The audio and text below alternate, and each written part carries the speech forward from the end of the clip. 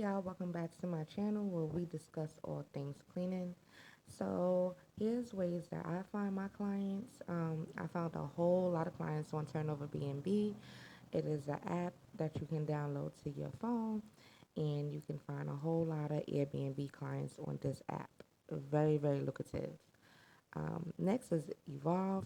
You can sign up for Evolve, and you can also find clients there. So make sure you do that. You should have a Google ad account and be marketing your business. That's a no-brainer. Yep, you should definitely have a Yelp account. It's free. You should be marketing on Yelp. Groupon, you should definitely have a Groupon account as well, and be coming up with all types of deals and specials for your potential clients. Also, Crabjack is another one where I have gotten a couple of leads from that was really, really good for me.